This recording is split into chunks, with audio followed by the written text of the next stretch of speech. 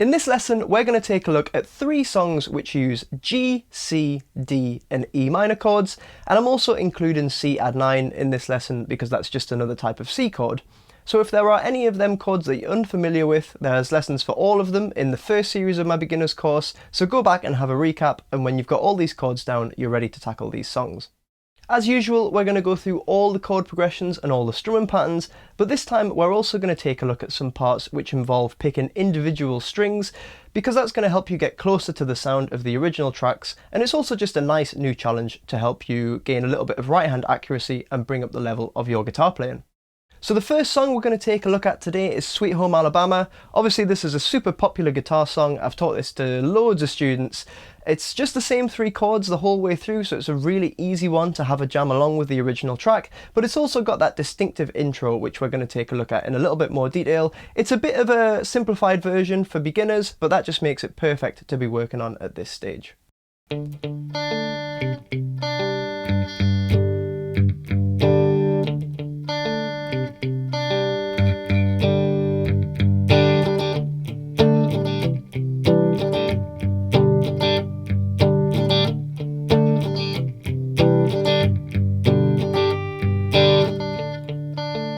So as I mentioned, the progression for Sweet Home Alabama is based off the same 3 chords for the whole song, so I'm just going to quickly fly through the chord progressions and the strumming because there shouldn't be anything new in here if you've been following the course so far.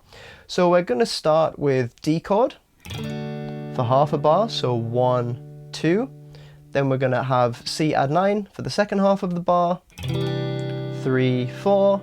Then we're going to go to G chord for a whole bar, so 1, 2, 3, 4. So we've got D, C add 9, G, 2, 3, 4. D, C add 9, G, 2, 3, 4. 1, 2, 3, 4. 1, 2, 3, 4. 1, 2, 3, 4. 1, 2, 3, 4. So when it comes to strumming, I think a good place to start is just downstrummed 8th notes. So 1 and 2 and 3 and 4 and 1 and 2 and 3 and 4 and...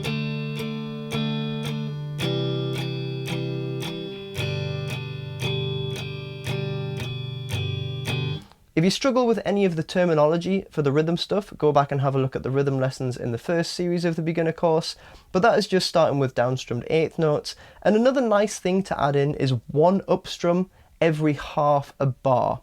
So that's going to be down, down, down, down, up, down, down, down, down, up. So the upstrum basically comes into place as you're changing chords. So down, down, down, down, up, down, down, down, down, up, down, down, down, down, up, down, down, down, down, up.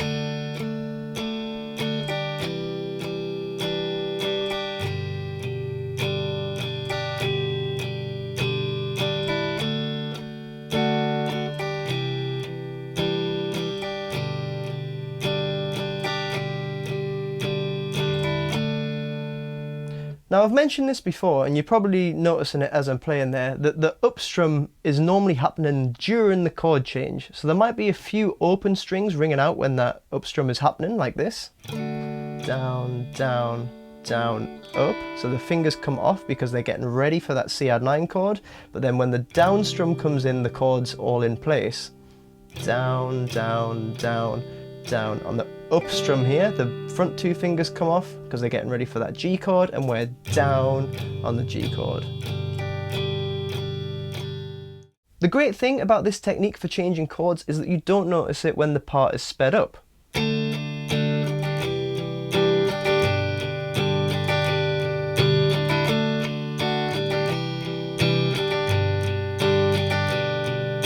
And it always actually sounds better to let them open strings happen than to try and hide them, because it's just what natural guitar playing sounds like, and we're all used to hearing it that way. Now the other thing that you can experiment with regards to this chord pattern is a little bit of palm muting in the right hand.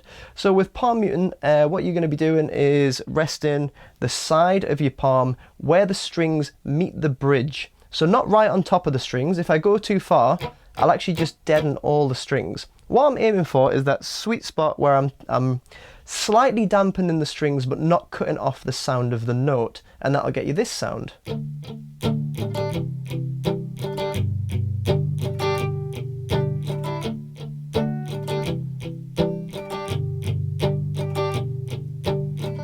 The palm muting works really well with this song, and it gives you a little bit of variation that you can throw in, so you might want to try palm muting the verse and then go for full strumming it in the chorus to kind of help big up that chorus and make your song sound more dynamic. So let's have a chat about that riff now where it picks the individual strings. I'm going to go over the left hand first, and then I'm going to do a close-up of the right hand so you can see what's going on in the picking hand. But starting with the chords, if we take our D chord, we actually don't need the note on the top string, so the second finger can just come off. These are kind of the little tricks that you learn about as a guitar player as you get more experienced. Because we're only picking individual strings, we only actually need to fret the notes on those strings, so we're just making the left hand part a little bit more efficient here. So the first chord is going to be like a D chord, but with just them first two fingers. Then we're going to be moving to a little version of a C add 9. The first finger is going to come off and the second finger is going to go down on the root note, which is the 3rd fret of the A string. So far we're going to have the D, then second finger goes down, first finger comes off, there's the C add 9 part, and for the G we can just move that second finger down to the bottom string. So obviously a full C add 9 and a full G chord would have all the fingers on like this, but we can do just these miniature versions because that covers just the strings that we're picking in this riff. So here we are for the picking pattern for the slightly simplified version of the Sweet Home Alabama riff, and we're going to start with the palm muting. So try and get the side of your palm nicely lined up with the bridge. Remember, not on top of the strings. You're searching for that sweet spot where you're just dampening the strings nicely. And we're going to start with 2 down picks on the D string. Then we're going to do an up pick on the B and an up pick on the G. So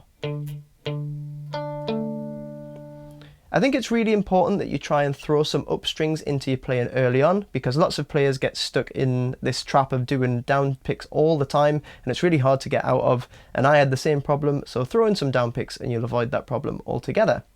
So that was the D chord. Next for the C add 9, remember the second finger is moving onto the A string now, 3rd fret, so we're going to move the pick to the A string as well. This is where it comes in handy knowing your root notes, because your picking hand can follow the root of the chord. So 2 down picks on the A, and we're going to do the same 2 up picks on the B and G. Remember that on the G string the first finger should be lifted up now, because that's the correct note for the C add 9 chord. Sometimes quite a common mistake is that the second finger goes down but the first finger forgets to come up, so you get this sound, which is quite a cool sound, but it's not what we want in this one. We want so that open G string at the end. And then finally for the G, this is a little bit simpler. Second finger moves to the 3rd fret bottom string. You're going to do the same 2 down picks on the root note, but then you're just going to do a strum on all the other strings, and you're going to repeat that again. The only thing to be cautious of here is that you don't want to hear the open high E string, because that would change the sound of the chord a little bit too much. So you can either just make sure you do a small enough strum that you don't catch it, or you can lie down the 3rd finger in your left hand to mute that top string so there's no chance of it ringing out. But that is the picking pattern for Sweet Home Alabama, so just to give you an example.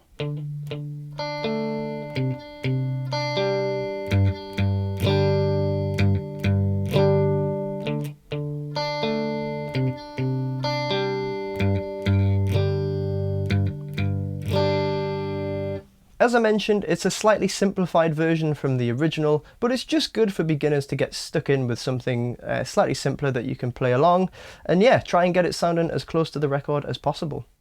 Next, we're going to take a look at Good Riddance by Green Day, and we're going to take a similar approach to Sweet Home Alabama, where we're going to start with the general strumming, then go into a little bit more detail on the picking that you hear in the intro of the song. There's a few more chord progressions in different sections of this song, so you need to make sure you know the structure to play it from start to finish, but that's really good practice, so if you can get that down, that'll really help your guitar playing.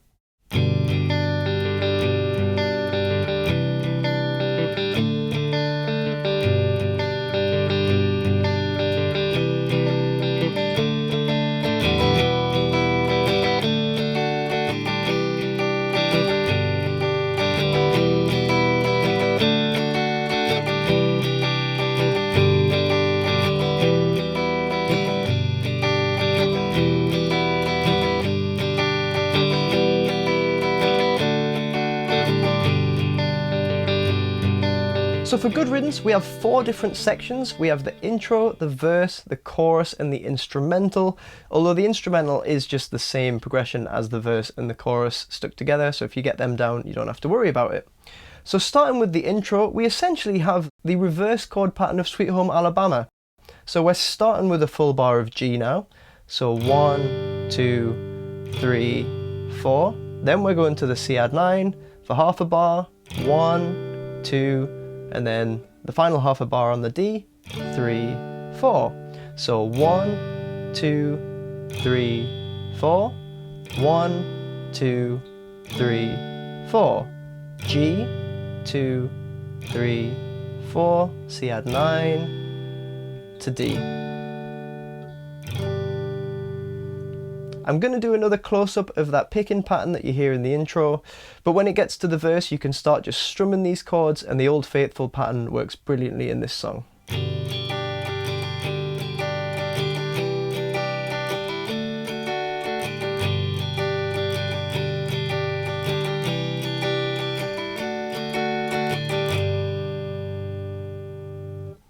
So that covers the intro and the first half of the verse. For the second half of the verse, the chords change, so you've got to be pretty switched on with when that change happens. The melody changes a little bit as well, so maybe try and learn some of the lyrics, or at least the contour of the melody, so that can kind of guide you into these chord changes. So the next chord progression is going to start with an E minor, to a D, to a C add 9, to a G. And if we throw in the Old Faithful strumming pattern and repeat that twice, we get this.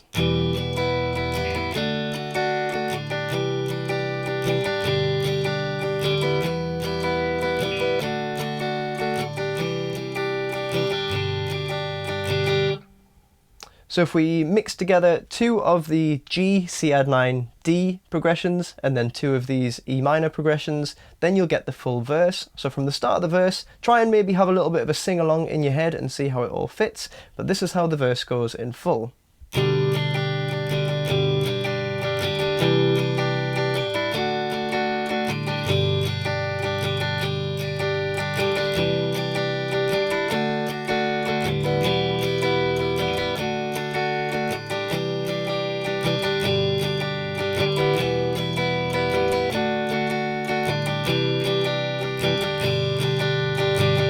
Next we have the chorus, so this is starting from the Something Unpredictable lyrics, and we're starting with an E minor, followed by a G, and that repeats again. Then at the end of the chorus we have an E minor and a D. So quite a lot of sections here are starting with an E minor, and it's really important that you get the following chord right at the right time in the song. But that's the full chorus, so E minor, I'll throw the strumming in as well, E minor to G, E minor to G, E minor to D, and then we're straight back into kind of the intro chords.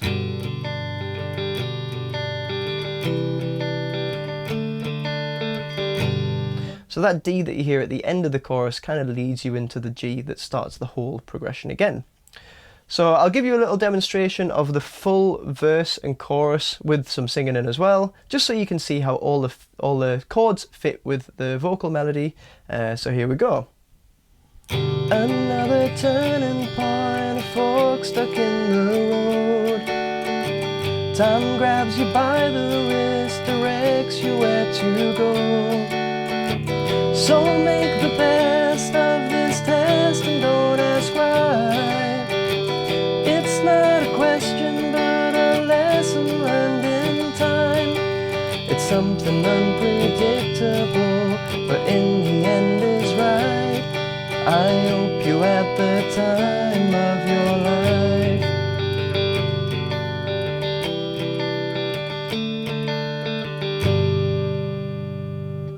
As I mentioned, there's also that instrumental section which has kind of got an orchestral thing going on, so there's no vocals there to guide you through the chords, so you've got to listen really closely to the chord progressions and make sure you're matching them in the order that they're in the song.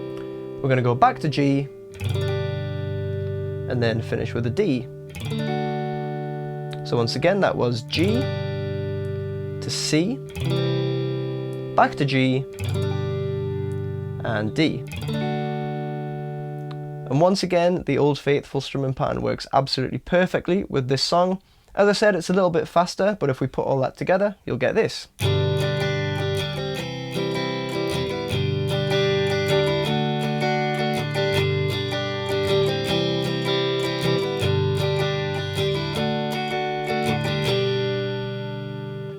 The G to the C is particularly difficult when you're first getting started, especially trying to change them at this speed. But as I said, this is a really good song to practice it, so try and get it down. Next we have the chorus, and once again it's just one chord per bar on this one. We're starting with C chord, to D chord, to G chord, to E minor. So far we've got C, D, G, E minor, and then we're going to repeat exactly the same thing, but we're going to swap the E minor for a D chord. So the second half is C, D, G, D. And a little bit like Good Riddance, that D chord takes us back into the G, which starts the whole progression again from the verse. So just to give you a little bit of the verse and the chorus with the lyrics, so you can hear how it fit, that would go like this. Hey, where did we go? The days when the rain came. Down in the hollow, we were playing a new game. Then if I skip ahead to the chorus, we've got with you, my brown-eyed girl. You're my brown-eyed girl. And then straight into the next verse.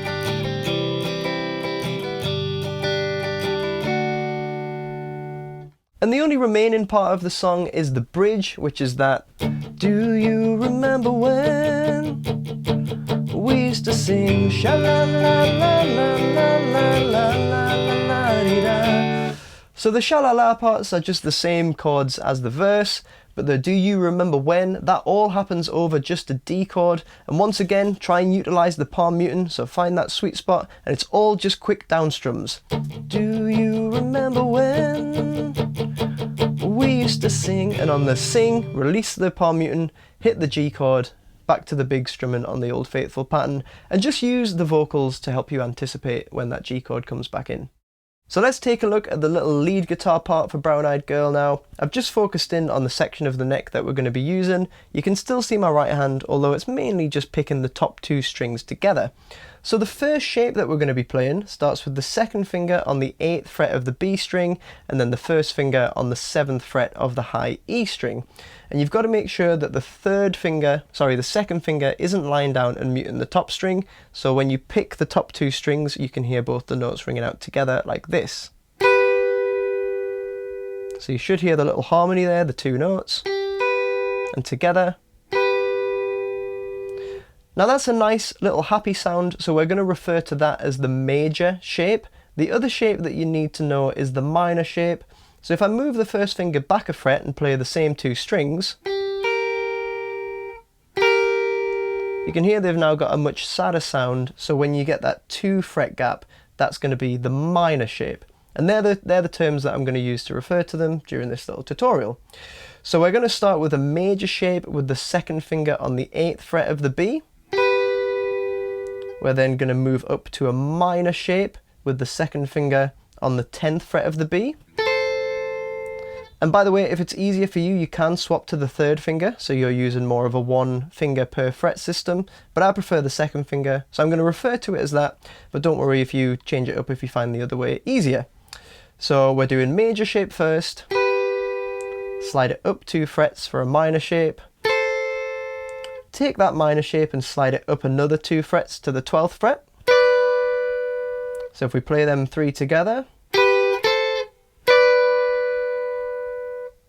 from there we're going to go back to the minor shape rooted on the 10th fret, and then back to the major shape rooted on the 8th fret. So essentially climbing up and back down. Should be able to hear how that sounds like the song. Then we're going to jump up to second finger on the 13th fret, and we're going to actually play exactly the same pattern. So it's going to go major shape, jump up 2 frets for a minor shape, jump it up 2 frets again, and back down. So just for clarity, that was major shape rooted on the 13th fret, minor shape rooted on the 15th fret, minor shape rooted on the 17th fret, back to the minor shape on the 15th fret, back to the major shape on the 13th fret. As I mentioned though, it's just exactly the same pattern that we played down here, starting from a different place. So if we put those two together,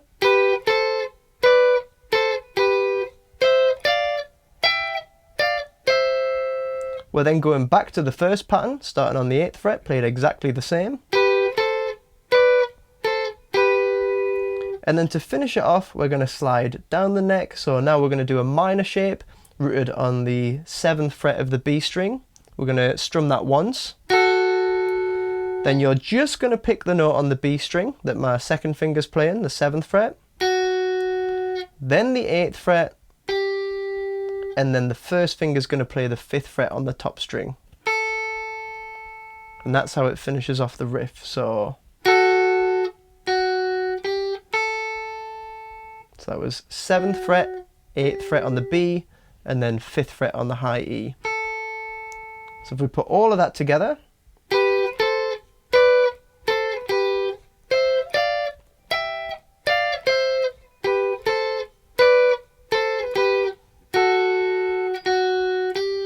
then it repeats.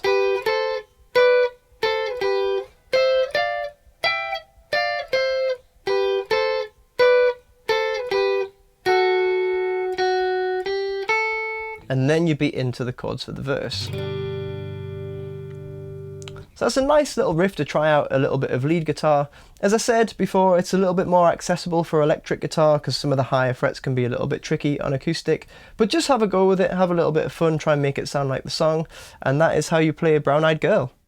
So there are 3 more songs that you can play with just a basic set of chords. Obviously today we've gone into a little bit more detail with the picking patterns and a bit of lead guitar, so do take your time with these songs, but also aim to play them along with the original tracks. And if you do find that there are any specific parts that you're struggling with, maybe try playing them along to a metronome at a slower speed, or reduce the speed on YouTube and play along there. You can find instructions on how to do that in my beginner booklet, which you can download from Patreon via the link in the description, as well as a bunch of other extra resources for guitar that might help you. Remember, all the lessons are nice and organised on my YouTube channel page, so feel free to subscribe if you want to follow along, and I'll see you in the next lesson.